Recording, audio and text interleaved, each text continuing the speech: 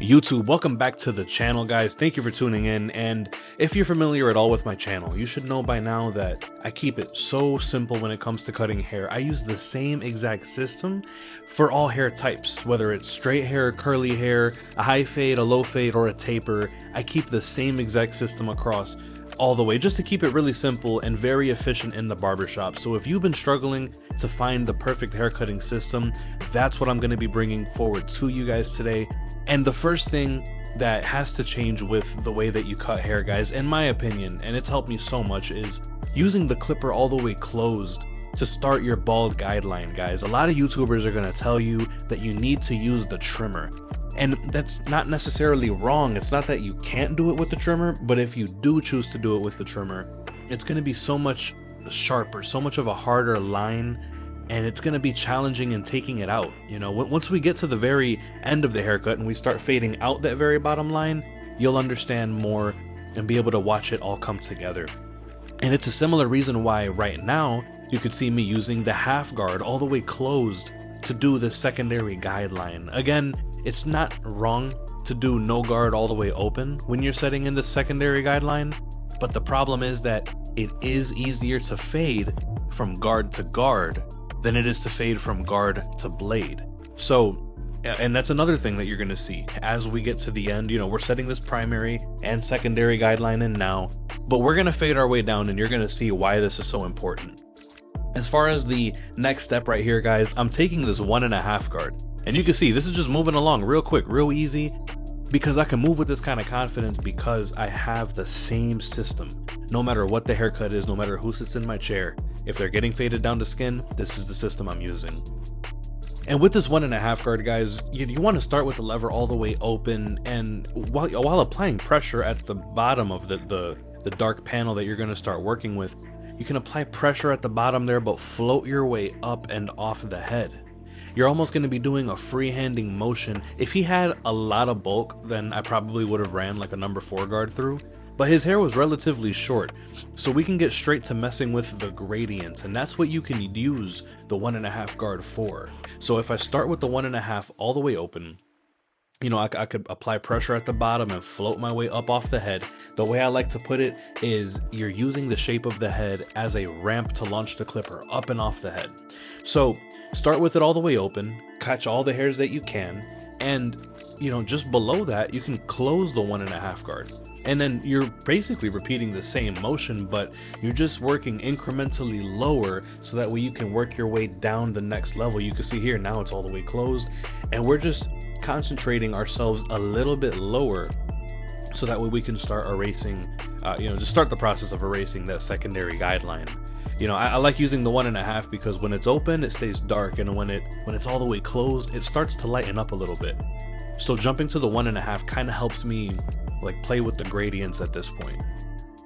So guys, let me know down below, what kind of clipper setup are you guys using right now? I've used all sorts of clippers, man. I've used the Andis back in the day, from the Walls to the Gammas, and now I'm using the Tomb 45 set, the Babyliss collaboration that they did. And these are really cool, man. I could really speak to the quality of these because for me personally, part of efficiency, and that's a big theme on my channel, is having one clipper, one trimmer, and one shaver at all times at the top of my station. Obviously, we all have our backups, right? But the way that the blades are designed on these, they never get hot at all. The wireless charging feature, of course, you can also get the power pods and use the docks, but the wireless charging feature also makes it such an easy clipper to use all day. So I don't know if you guys are in the market for something like this. The tag products are going to be down below, but also in the description, you also are going to be able to see an Amazon link, you know, something that may ship a little bit quicker. But check this out, guys, here. Now we're coming back down to the half guard. Okay, so you notice we've only used 2 guards. We used the half guard to set the secondary guideline. We used the 1.5 to be able to debulk a little bit and start managing the gradients. Now, why am I not using the number 1 guard? You might be asking, right? I take this half guard, right? And with the lever all the way open on this half guard, think about how, like whether that can actually reach up into the 1.5 guard closed. What is the 1.5 closed equivalent to? It's the 1 guard open, right? And what's the half guard all the way open? What is that equivalent to? That should be equivalent to the one closed.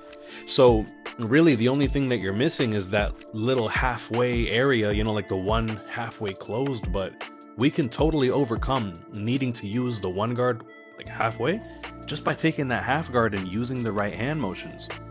You're gonna notice here, I'm repeating the same hand motions over and over again, applying pressure at the bottom and floating my way up to and through the line of demarcation that I'm trying to take out.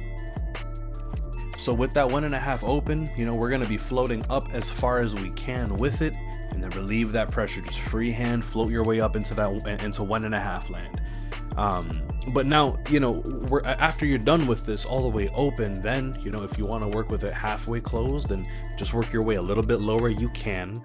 But remember, you set that secondary guideline in with the half guard all the way closed. You remember how I was saying that it's much easier fading from plastic to plastic, right, from guard to guard, than it is fading from guard to blade?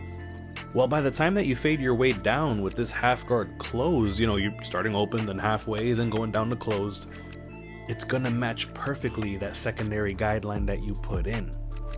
So I hope it kind of makes sense.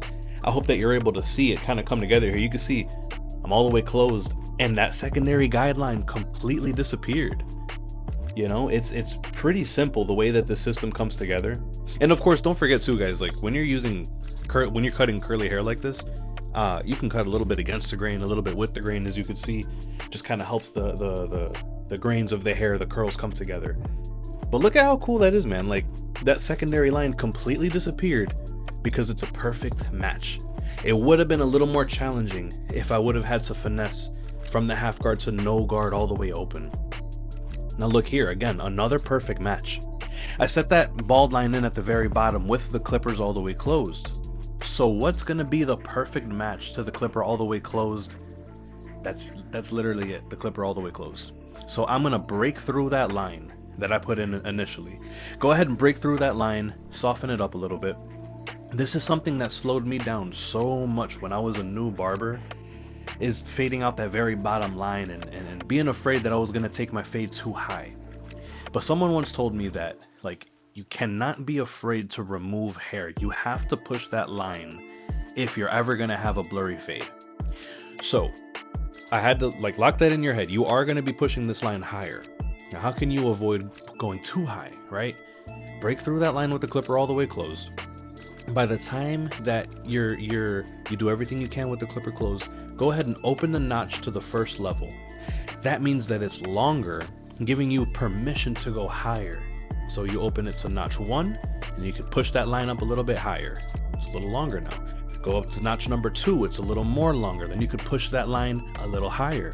Then notch 3, go higher. Notch 4, go higher. Notch 5, now you're floating up into, you can see right here, into that area that we were doing with the half guard all the way closed, right? And you're gonna repeat that motion over and over and over again. You can do it to the left side, to the back of the head, to the right of the head. And by the time that you get, you know, you're pretty much done with all that, then, you know, if you want to line up, like for example, us, we're gonna line up next, you know, kind of put the frame in the picture, put the frame on the picture, and then we can detail. Then we can go back and pick up any little spots that we needed to. But I hope you can kind of see, I don't do these steps for no reason. All of this has helped me with efficiency in the barbershop. Like, I really used to take an hour to do a simple haircut. I really used to take an hour and a half to do a simple haircut and beard. But I found that it really was unnecessary. It was me putting in a super hard bald line with the trimmer. That's what would make me take an extra 10 minutes, because I'm using that same trimmer to line somebody up to put a soft fading bald line in. It just didn't make sense. You know, me putting in the secondary guideline with the clipper all the way open, I would have a hard time getting the half closed to blend into the blade open. So making those two adjustments to my fading process, I really think helped me shave my time down. And then it was just a matter of locking in and doing repetitions. Anyone who I've worked with in the past, you know, depending on when they worked with me, they either knew me as a long, you know, hour and a half long barber, or they knew me as the fast fade completer. where I could knock out a fade in 10, 15 minutes, 5 minutes for a lineup, and then the customer's out the door. When I need to, of course. Like, obviously, I like to take my time, spend a half hour with the client per cut. But the anxiety of this career is gone because I figured out this fading system. So I'm sorry if I rambled a bit. Let me know what your thoughts are down below. But I really think that this is something that can completely change the trajectory of your career. What was it? Maybe 3 years ago, I joined the 6-Figure Barber Mentorship. That's the program that Chris Basio and the Tomb 45 team put together to do just pretty much to teach us the business side of it. And I realized, I'm like, dude, there's no way that I'm going to make more than $100,000 in the barbershop if I'm taking over an hour to do every single client. I got to work on my... And then once I had that efficiency, now it made sense to run ads and get more people in the door and, really scale my clientele to where now I could make 140, 150 in my sleep without, really putting extra effort in. Like it becomes effortless. So I don't know, that's just a little testimonial for me. I do coach the program now too, so if you guys want help with this, the link is in the description, and it's definitely something that I can help you guys with, because I've been through it, man. Like I said, anybody who's worked with me in the past, or even clients that I used to cut, their butt literally would hurt because of how long they would be sitting, in the chair. So I'm glad to say that I made it over the hump, and I want to teach you guys how to do the same. Now y'all can see here with the trimmer, he does like to wear his mustache and wear the little soul patch. So we can go ahead and fast forward through the shaving of the face, the removal of the bulk on the side of the fade.